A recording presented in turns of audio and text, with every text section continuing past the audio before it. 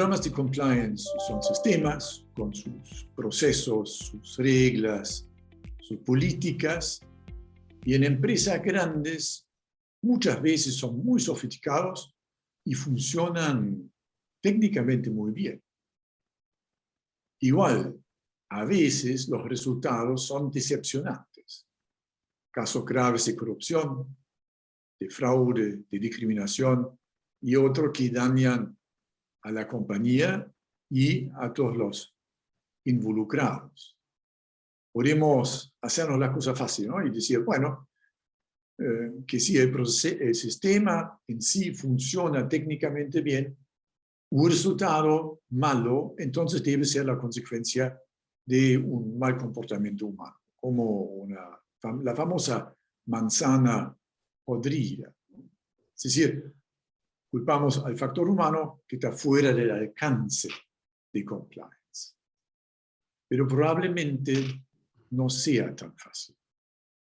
La realidad es que un sistema con malos resultados, perfecto como puede ser, no es adecuado para su fin. La prevención de actos ilegales inadecuados, que es la finalidad más importante. Es decir, un programa, un sistema así no nos sirve. Hui Chen, quien trabajó para el Departamento de Justicia de los Estados Unidos como Compliance Counsel, ¿no? Para que en el ministerio empiezan a entender un poco cómo funcionan las compañías y cómo son los programas de compliance, dijo en un artículo publicado en la Harvard Business Review en 2018, aunque muchas empresas siguen viendo compliance como un ejercicio legal, en realidad es mucho más una ciencia de comportamiento. Esta afirmación, sigue, puede incomodar a los abogados, pero para que los programas de compliance tengan un impacto real, los ejecutivos deben comprobar qué funciona y qué no funciona. Y la verdad es que muchas veces justamente eso no lo hace.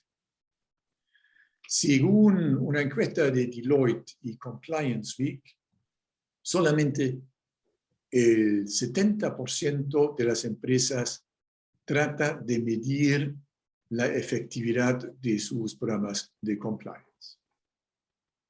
Y de las que lo hacen, solo un tercio confía o está muy seguro de estar utilizando los parámetros adecuados.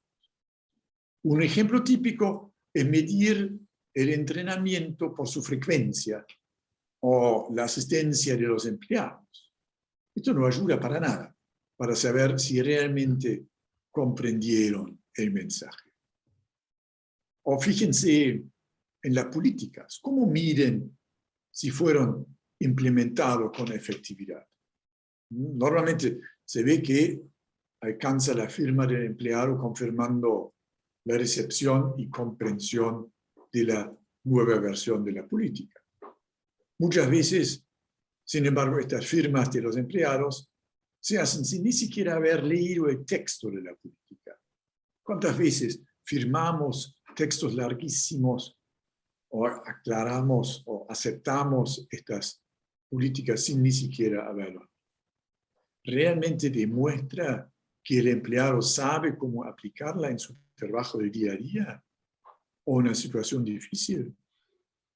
Incluso Hui Chen en el artículo mencionado agrega que también puede pasar que haya un entendimiento implícito dentro de la empresa de que las políticas no tienen que seguirse realmente. Un programa de compliance puede alcanzar su objetivo solo si es consistente con la cultura de la organización. Si no lo es, se convierte rápidamente en una fachada que a esta altura ni siquiera engaña a los reguladores. Debe incluir además de las herramientas del abogado, normas y sanciones, las de gestión y los conocimientos de la ciencia del comportamiento. Y además se debe medir su efectividad y no si se cumplieron las formas. Esto requerirá que las empresas experimenten y apliquen el enfoque más amplio para su programa de compliance, más allá de los aspectos legales. Y esto parece ser todavía un camino bastante largo. Jonathan Haidt recomienda preguntar a los Compliance and Ethics Officers cuánto de su tiempo dedican a temas legales y cuánto a temas éticos. Háganlo. Puede ser un ejercicio muy interesante. En su experiencia, la relación es 90-10. Y con estas proporciones no vamos a llegar muy lejos. La pregunta entonces es, ¿qué hacemos? Un primer paso es revisar el proceso de mapeo de riesgos de ética y compliance. Y ahí entra Lorenzo. Lorenzo, ¿dónde ves las debilidades actuales y cómo se puede mejorar, en tu opinión, este proceso? Mira, Matías, para mí el problema fundamental pasa por la cabeza de las personas. Y mientras vos hagas un programa de compliance porque estás obligado a hacerlo, así como los programas de risk management, que los haces porque te los pide el regulador, eso tiene poca utilidad. Porque la realidad es que terminás haciendo algo, alguien lo hace y entonces podemos ponerle un tilde a la caja que dice que tenemos nuestro mapa de riesgo, nuestro programa de risk management, nuestro programa de compliance.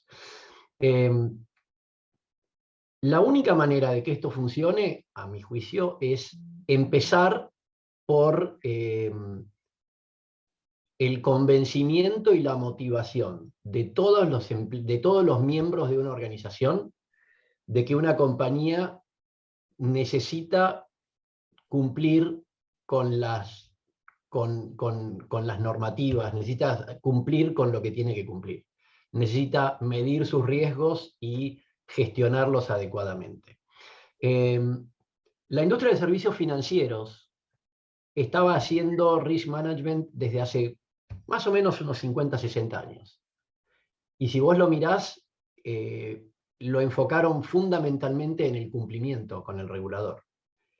Y cuando vos te enfocás solamente en cumplimiento con el regulador, la realidad es que hay un par de personas o un grupo de personas en la organización que se enfoca en mantener el cumplimiento adecuado, pero no hacemos risk management de verdad. Y eso te lo demuestra que el fintech se les vino encima y nadie se dio cuenta del fintech hasta que ya era demasiado tarde. O una cantidad de otros riesgos. Entonces, lo mismo pasa con compliance. Por ejemplo, vos decías, yo le digo a la gente que tiene que hacer cursos y ver un video de compliance y después firmar que lo hizo o poner un check que lo hizo. Y incluso hasta le podés tomar un examen y va a estudiar para el examen y después se le va a borrar. Yo creo que si uno tuviera que hacer eso que estabas comentando respecto de ver qué tanto la gente conoce eso, para mí no es un examen o un video cada tanto, sino que ya es parte del plan integral de comunicación y de cultura de la organización. Por ejemplo, dentro del plan de cultura, tener lecturas, tener videos, pero que eso derive en juegos, en trivias, en algún tipo de gamification para que la gente que realmente internaliza el contenido de los programas de compliance lo pueda aprender, lo pueda internalizar en su comportamiento del día a día y hacer algún tipo de juego, algún tipo de campeonato, algún tipo de torneo por el cual la gente termine teniendo una motivación adicional en este juego donde le incorporamos el concepto del cumplimiento y que lo tiene que manejar de alguna manera. Porque si no es simplemente te doy una cosa para que leas y firmá que la leíste. A ver, todos, como vos bien decís, estamos acostumbrados a poner check de que acepto términos y condiciones, de que he leído y lo comprendo y todo, y sabemos que eso, si bien es cierto, legalmente puede tener algún tipo de validez, en la realidad lo que vos querés es cambiar un comportamiento y eso no lo vas a lograr de esa manera. Sí, ahora te voy a tirar un caramelito. Wow.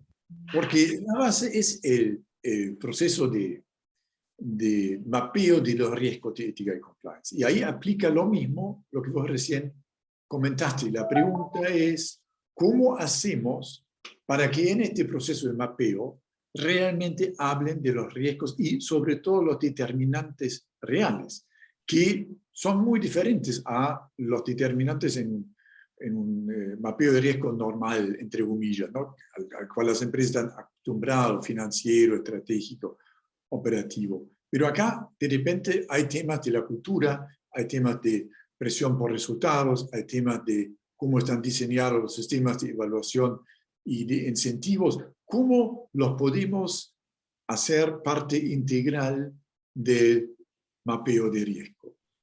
Mira, en mi experiencia, tanto en modelos de risk management como en modelos de compliance, los que funcionan son los que están hechos por la organización. Los que no funcionan son los que vienen de afuera. O sea, que vos le pidas a alguien de afuera, haceme un modelo, no suele servir porque no es de nadie al final del día. Es más, hay que leerse un manual y a nadie le interesa mucho. Ahora, cuando vos a la organización la ponés a trabajar, le haces una capacitación, una concientización de por qué estamos sentados en esta sala trabajando en los mapas de riesgo, de compliance. ¿De qué dependen esos riesgos? ¿Cuáles son los determinantes de esos riesgos? ¿Y cómo yo puedo, siguiendo esos determinantes, anticiparme a la ocurrencia de un riesgo? Cuando realmente le pones todo esto sobre la mesa, en mi experiencia la gente se motiva y la gente motivada encuentra una cantidad de riesgos y sus determinantes y después vive ese programa de compliance o ese programa de risk management de manera integral. Pero para eso tiene que ser algo que lo generaron ellos, tiene que ser hijito de ese grupo.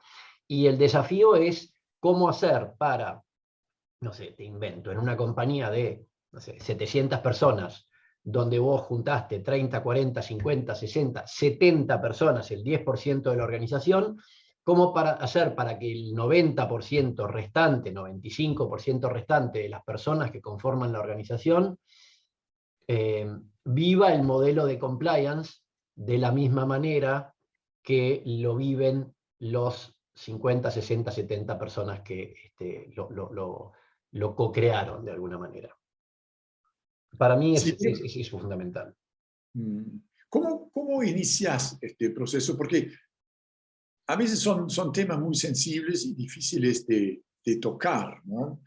¿Cómo incentivas, entre comillas, a la gente a hablar de una excesiva presión por resultados con los directores presentes, que son los mismos que ejercen esta presión? Sí, ¿Cuál es el vehículo que vos consideras más adecuado para que se rompan los silencios? Ya, es un muy buen punto. Me ha pasado eso que estás diciendo. A ver, lo más importante es que esto se converse previamente con los de arriba. O sea, previamente con los de arriba se tiene que decir, miren, esto va a pisar algunos callos. Esto va a hacer cosas que duelen. Y me ha pasado infinitas veces en programas de risk management y en programas de compliance, de que lo que dice la organización no es del todo bien recibido por la dirección a veces. Pero bueno, pero es la organización que está mostrando cómo ellos ven, cómo ellos visualizan la compañía. Estamos hablando de una organización muy jerárquica, estamos hablando de primeras y segundas líneas, no estamos hablando de gente que está muy lejos de la dirección. Por lo tanto, si vos tenés un problema tan arriba, imagínate lo que pasa cuando seguís bajando. Yo creo que es parte del diagnóstico y parte de los potenciales problemas que encontrás en una organización. Solo te cuento a modo de ejemplo, me pasó en una empresa que hicimos un mapeo de riesgos, no era compliance, eran riesgos en general, y duraba un día entero, y a la mañana hicimos todo el mapeo y a la tarde vino el número 1 de la compañía. A la mañana todos hablaban, a la tarde no habló más nadie. No solo, sino que el número 1 veía algunas cosas anotadas en la pizarra y decía, ¿y eso quién lo escribió? ¿Por qué dijeron eso? Bueno, te podrás imaginar mi opinión del número 1 y de la cultura de esa organización, ¿no?